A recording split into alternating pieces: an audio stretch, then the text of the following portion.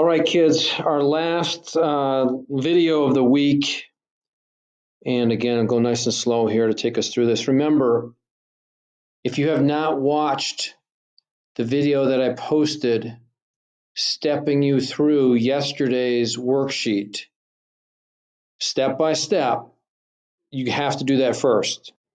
That was posted in an announcement on Canvas yesterday.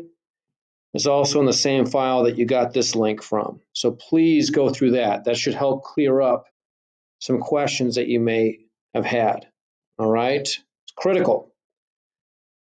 And when we come back from spring break, we'll practice a little bit more with this stuff too. So don't be freaking out yet. We'll get through it. So here we're seeing some fractions, and I know that's making some of you nervous, but it's not that bad. Realize that whenever you see a square root over a fraction, that square root's applied to both the numerator and denominator pretty much independently. So you could break this up. Remember, this 3 is really in the front, in the top, to 3 root 3 over root 4. I usually don't do that step, but I just want you to realize that this root sign is over the 3. It's also over the 4. That ends up being really nice because the square root of 4 is actually a perfect square.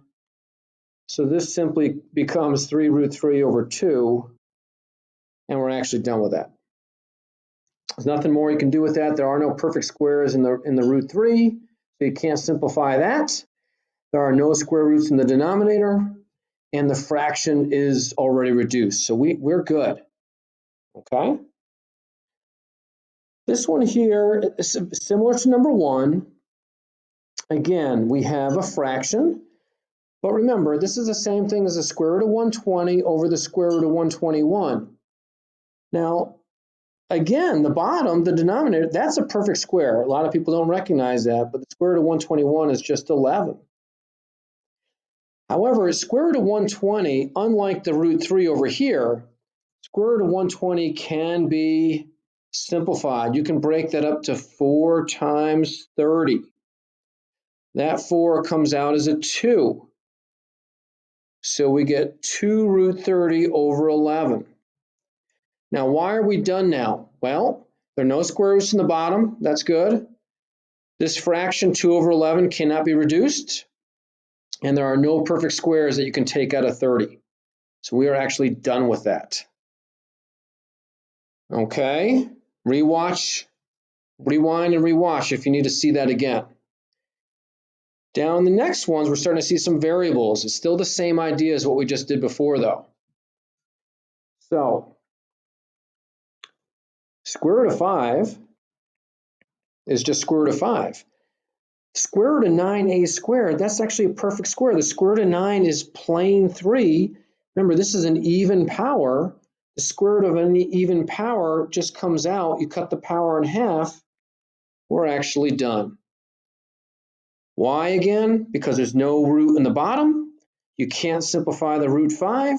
There's no fraction to be reduced. In number 4, it's a little bit different than number 3. Number 3, you see, we couldn't reduce this fraction or divide it. Here you can, and that actually helps us a lot. This whole thing's in the square root sign. So because it's all in the square root sign, we can simplify this. In other words, square root of 63 over the square root of 7 is the square root of 9. That will be in the top. 63 divided by 7 is 9. Like that. Now, these y's are both in the square root, so we can simplify that. Where do you have more of them? Remember, this pulls back on something we did before. You have more downstairs by 2. So this is what we're looking at. You see how the y over y to the third became that. 63 over 7 became that. Now, what is the square root of 9? And the square root of y squared is y. You're not always going to have such clean answers. That one just came out that way. Okay, so here, 140 over 5 divides as well. 140 divided by 5 is actually 28. Where do you have more x's? On the top this time, by 2. So this is actually all on the top. There's actually nothing in the bottom anymore. Now we're just going to break that up. That 28 gets broken up to 4 times 7. Remember, the square root of x squared just comes out as x. Square root of 4 is 2. So that's what we get. And the last one of third quarter and before spring break. Here, you can't reduce it because 3 over 7 doesn't reduce. Can't divide it. So we have to just go straight to rationalizing. Can't leave that square root in the denominator. Because these are both in the roots, we multiply that to root 21x. Here, root 7x times root 7x, the root just cancels.